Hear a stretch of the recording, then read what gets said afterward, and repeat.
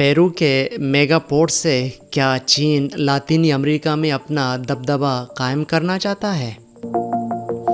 चंद साल पहले लातीनी अमेरिकी मुल्क पेरू के साहिल पर दारुल हुकूमत लीमा के करीब वाक़ चांके हिजरत करने वाले समंदरी परिंदों की आमाजगाह हुआ करता था। ये परिंदे कनाडा और अमेरिका से चंद माह के लिए यहाँ आते थे। ये साहिल माहीगीरों की रोज़ी रोटी का ज़रिया भी हुआ करता था।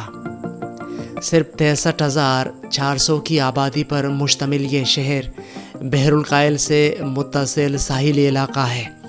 यहाँ के रहने वालों को अंदाज़ा नहीं था कि चंद बरसों में इस शहर की शक्ल बिल्कुल बदल जाएगी और ये शहर एक मेगा पोर्ट के लिए जाना जाएगा, जो लातीनी अमेरिका और चीन के दरमियान तिजारत के लिए एक अहम कड़ी बन जाएगा। यहाँ सड़क के किनारे लकड़ी के बेंच पर बैठकर बातें करना या किसी दुकानदार का किसी सयाह से ये कहना आम है कि यहाँ बेहतरीन मछलियाँ मिलती हैं। ये बात आज भी दुरुस्त है। लेकिन सन 2021 के आखिर से यहाँ के शहरी ज़मीन को बराबर करने के लिए मशीनों और धमाकों की मुसलसल आवाज़ों के दरमियान ज़िंदगी गुजार रहे हैं। चीन की एक बड़ी company Costco shipping ports Darul हुकूमत लीमा से 80 किलोमीटर के फासले पर चांके में कसीरुल मकासद पोर्ट टर्मिनल यानी मेगा पोर्ट बना रही है। ख्याल किया जा रहा है कि ये एक ऐसा ढांचा होगा जिसके ज़रिए चीन पेरू में अपनी मौजूदगी के साथ साथ लातीनी अमेरिका में भी अपने पांव फैला सकता है। इस बंदरगाह के ज़रिए पेरू में पाए जाने वाले तांबे और दीगर मादनियात को बड़ी मकदार में चीन बरामद किया जा सकता है।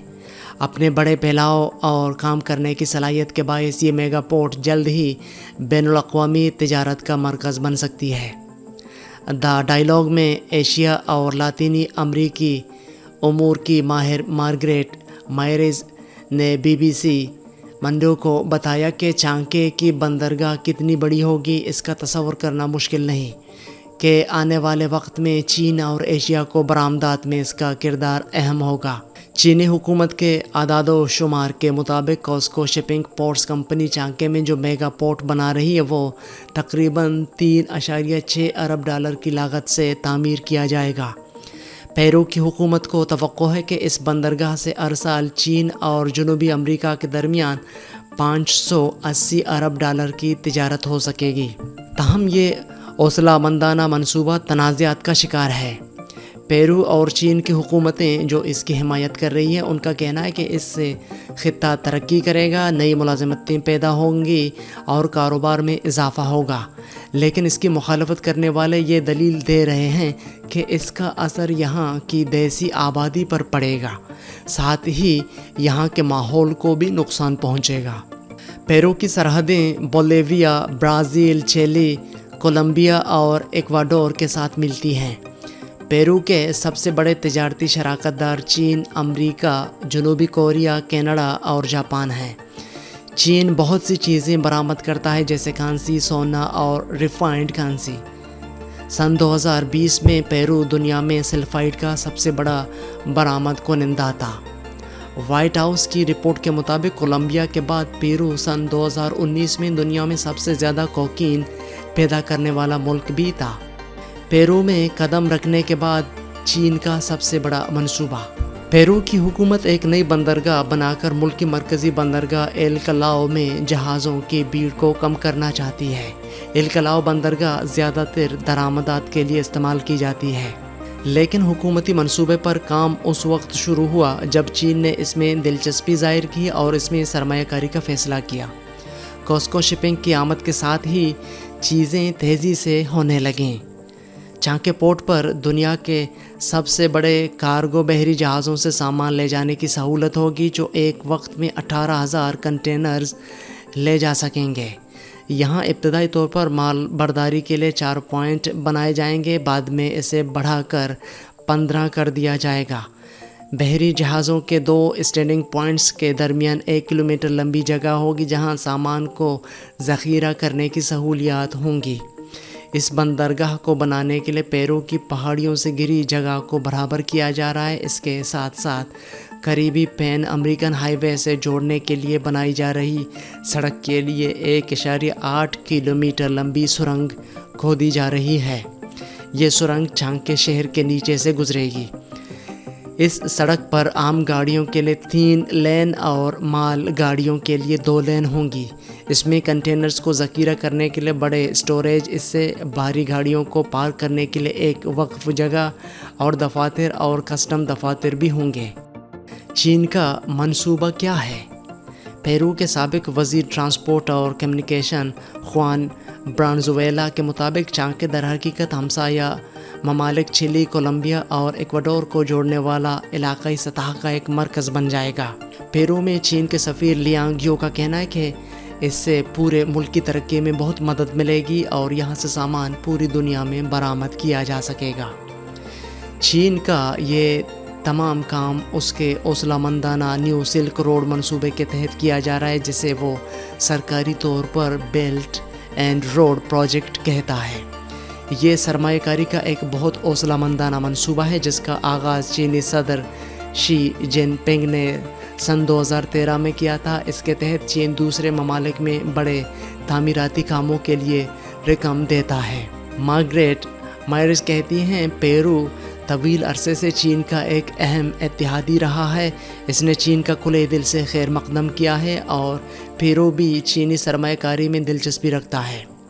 وہ کہتی ہے، چین نے 1 سال کا وقت لے کر ایک خاص حکمت عملی بنائی ہے۔ وہ اپنی کمپنیوں کو ایسے ممالک میں سرمایہ کاری کرنے کی ترغیب دیتا ہے جہاں سے وہ قدرتی وسائل حاصل کر سکیں اور جن کی منڈی میں وہ اپنا سامان فروخت کر سکیں۔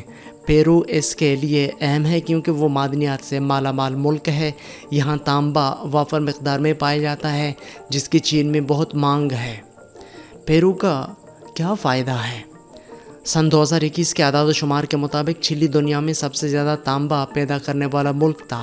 اس کے بعد پیرو دوسرے نمبر پر رہا۔ سن 2021 میں پیرو میں 220 ملین میٹرک ٹن تانبا پیدا ہوا۔ اعداد و شمار بتاتے ہیں کہ چین امریکہ کو پیچھے چھوڑتے ہوئے پیرو کا سب سے بڑا برآمدی اتحادی بن گیا ہے۔ سن 2020 میں چین کے ساتھ اس کی تجارت تقریباً 10.3 ارب ڈالر تھی۔ مائرز کا کہنا ہے کہ آنے والے وقتوں میں چانکے بندرگاہ بننے کے بعد دونوں کے درمیان تجارت میں مزید اضافہ ہونے کا امکان ہے۔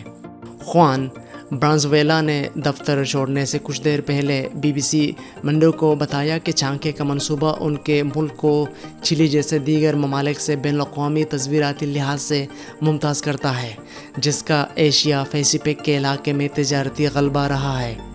ان کے مطابق یہ میگا پورٹ ملک کی معیشت کو آگے بڑھانے کا کام کرے گی اور پیرو کو بین الاقوامی سطح پر ایک خاص مقام پر لے جائے گی۔ لاطینی امریکہ میں چین کی سرمایہ کاری۔ سن 2000 اور 2018 کے درمیان چین نے لاطینی امریکہ میں خام مال میں 73 ارب ڈالر کی سرمایہ کاری کی ہے۔ چین برازیل میں بنیادی ڈھانچے کی ترقی کے لیے اربوں ڈالر کی سرمایہ کاری کر رہا ہے۔ برازیل سے چین خام لوہا بڑی مقدار میں خریدتا ہے۔ جنوری سن 2015 میں چینی صدر شی جن پنگ نے آنے والی دہائی میں لاطینی امریکہ میں 250 ارب ڈالر کی سرمایہ کاری کا اعلان کیا تھا۔ سن 2016 میں چینی صدر شی جن پنگ پیرو، چلی اور ایکواڈور کے دورے پر گئے تھے۔ ارجنٹائن نے چین کے بیلٹ اینڈ روڈ منصوبے میں شمولیت کے معاہدے پر دستخط کیے۔ ایکواڈور اور یوراگوئے نے بھی اس منصوبے کے لیے چین کے ساتھ ہاتھ ملایا ہے۔ پیرو نے سن 2019 میں باضابطہ طور پر چین کے اس منصوبے میں شامل ہونے کی رضامندی دی۔ چین نے سن 2013 میں Asia infrastructure investment bank AIIB کا آغاز کیا۔ 1 سال بعد اس نے اپنا بیلٹ اینڈ روڈ پروجیکٹ شروع کیا۔ یہ خیال کیا جاتا ہے کہ AIIB بیلٹ اینڈ روڈ کے تحت ہونے والے انفراسٹرکچر کے کام کے لیے مالی مدد فراہم کرتا ہے۔ تاہم 2017 میں فوربس سے بات کرتے ہوئے AIIB کے کمیونیکیشن ڈپارٹمنٹ کے سربراہ نے کہا تھا کہ یہ ضروری نہیں کہ بیلٹ اینڈ روڈ کے تحت ہر پروجیکٹ کو منظور کیا جائے۔ سنگین ماحولیاتی مسائل۔ پیرو کی حکومت نے بارہا دعویٰ کیا ہے کہ یہ منصوبہ اسے بین الاقوامی منڈی میں پڑوسی ملک چلی کے مقابلے میں قدرے برتری دے گا۔ صدر پیڈرو کاسٹیلو کا رواں سال مارچ کے مہینے میں چانکے کا دورہ اس بات کا مظہر تھا کہ حکومت اس منصوبے کے بارے میں کس قدر سنجیدہ ہے۔ پیرو میں چینی سفارت خانے کے اندازوں کے مطابق اس بندرگاہ کی تعمیر سے پیرو میں براہ راست 1300 ملازمتیں پیدا ہوں گی اور یہاں سے کام شروع ہونے پر 5000 سے زائد براہ راست اور بالواسطہ ملازمتیں پیدا ہوں گی۔ لیکن پیرو میں ہر کوئی اس منصوبے سے خوش نہیں ہے۔ ملک میں ماضی میں غیر ملکی کمپنیوں کے حوالے سے تشویش رہی ہے اور اب بحث کا مرکز یہ بندرگاہ ہے جو چین کے تعاون سے بنائی جا رہی ہے۔ سن 2018 میں سول تنظیموں کے گروپ نے یہاں کوسکو شپنگ کمپنی کی جانب سے کیے گئے ماحولیاتی مطالعے کے خلاف اپیل کی تھی۔ اس نے ماحولیات پر اس منصوبے کے اثرات کو سمجھنے کے لیے ایک جرمن سمندری حیاتیات کے ماہر اسٹیفن آسٹر میول کی مدد لی۔ انہوں نے ایک رپورٹ تیار کی جس میں انہوں نے کہا ہے کہ اس بندرگاہ کی تعمیر سے اس سے ملحقہ سانتا روزا ویٹ لینڈ میں بنائی گئی پناہ گاہ کو شدید نقصان پہنچے گا۔ یہ پناہ گاہ سینکڑوں اقسام کے پرندوں کا گھر ہے، لیکن گاڑیوں اور بھاری مشینوں کے شور اور فضائی آلودگی سے انہیں نقصان پہنچ سکتا ہے۔ انہوں نے اپنی رپورٹ میں کہا ہے کہ کمپنی نے اپنی ابتدائی رپورٹ میں ماحولیات پر پڑنے والے اثرات کو کم سمجھا ہے۔ کمپنی نے رپورٹ میں لینڈ سلائڈنگ سے ہونے والے کٹاؤ اور زمین کو برابر کرنے کی کوشش میں بھاری بحری جہازوں کی آمد سے سمندری حیات کو ممکنہ نقصان کے بارے میں درست معلومات نہیں دی ہے۔ انہوں نے اپنی رپورٹ میں کہا ہے کہ حکومت اسے قبول نہ کرے۔ اسٹیفن آسٹر میول نے BBC منڈو کو بتایا ہے کہ کمپنی نے اپنی تحقیق میں ماحولیاتی نقصان کا اندازہ لگانے کے لیے ناکافی طریقے استعمال کیے اور پیر و حکام کی ناقص معلومات کا فائدہ اٹھایا۔ ان کی رپورٹ کے بنیاد پر Peru national environmental certification for sustainable investment, جو اس منصوبے کے لیے ماحولیاتی منظوری کی تنظیم ہے، نے کمپنی سے اپنی رپورٹ پر نظر ثانی کرنے کو کہا ہے۔ اس کے بعد منصوبے میں کچھ تبدیلیاں بھی کی گئیں۔ اس کے تحت چانکے ساحل پر کٹاؤ کو روکنے کے لیے بڑے جیو ٹیوب بچھائے گئے ہیں۔ آسٹر میول کا کہنا ہے کہ یہ جیو ٹیوب اس وقت مدد کرتے ہیں جب پانی تیزی سے بڑھتا ہے۔ وہ اس بات کو یقینی بناتے ہیں کہ یہ ٹیکنالوجی ساحلی علاقے میں کٹاؤ کو روکنے میں مدد دے سکتی ہے۔ تاہم حالیہ دنوں میں یہ جگہ ایک اور مشکل سے اس وقت دوچار ہوئی جب اسپانوی کمپنی ریپسول کی ایک ریفائنری سے تیل کا اخراج ہوا اور سمندر میں پھیل گیا۔ رواں سال جنوری میں ایک انڈر واٹر کمپنی کی پائپ لائن اس وقت پھٹ گئی جب ایک اطالوی ٹینکر ریفائنری میں سامان اتار رہا تھا۔ پیرو میں چین کے سفارت خانے نے BBC کے سوالات کے جواب میں لکھا ہے کہ کمپنی کی جانب سے بندرگاہ کے حوالے سے حکومت کو پیش کی گئی ماحولیاتی رپورٹ پیرو کے تمام قوانین اور ضوابط کی حدود میں ہے اور بین الاقوامی معیارات کے مطابق ہے۔ چینی حکام کا کہنا ہے کہ آسٹر میول کی جانب سے پوچھے گئے سوالات کا تکنیکی طور پر جواب دیا گیا ہے اور پیرو کے ماحولیاتی ادارے نے اس رپورٹ کو مسترد کر دیا ہے۔ بتایا جا رہا ہے کہ انوائرمنٹ رپورٹ جو بالآخر منظور کی گئی ہے اس میں سانتا روزا کا علاقہ بھی شامل ہے جو بالواسطہ طور پر پروجیکٹ سے متاثرہ علاقے میں آتا ہے اور اسے محفوظ رکھنے کے لیے کئی اقدامات کرنے کی ہدایات دی گئی ہیں۔ منصوبے کی مخالفت کی دیگر وجوہات۔ اس منصوبے کی مخالفت کی واحد وجہ ماحولیات پر پڑنے والے اثرات نہیں ہیں۔ چانکے بندرگاہ کے قریب رہائشی علاقوں میں رہنے والے وکیلوں نے ایسوسی ایشن for the defence of housing and the environment کی صدر مریم آرچی سے مطالبہ کیا ہے کہ انہیں کسی دوسرے مقام پر منتقل کیا جائے۔ وہ کہتے ہیں، یہاں رہنے والے بہت سے لوگوں کے گھروں کی دیواروں میں دراڑیں پڑ گئی ہیں۔ زمین کو برابر کرنے کے لیے روزانہ دھماکے کیے جاتے ہیں اور اس کے لیے پورے علاقے کو خالی کرایا جاتا ہے۔ یہ ہمارے لیے ذہنی زیادتی ہے۔ کیا آپ جانتے ہیں کہ ہر روز دھماکے کے درمیان جینا کیسا ہوتا ہے؟ مریم آرچی نے یہ مسئلہ صدر کاسٹیلو کے سامنے بھی رکھا ہے۔ صدر نے ان سے کہا ہے کہ وہ اپنی مشکلات وزیر ٹرانسپورٹ اور مواصلات تک پہنچائیں، لیکن آرچی کا کہنا ہے کہ ان کی تمام کوششیں رائے گاں گئیں۔ مقامی لوگ کیا کہتے ہیں؟ چانکے میں لوگ بندرگاہ پر جاری کام کے شور کے درمیان اپنے دن گزار رہے ہیں۔ بندرگاہ کا کام شہر کے ایک بڑے حصے تک پھیلا ہوا ہے۔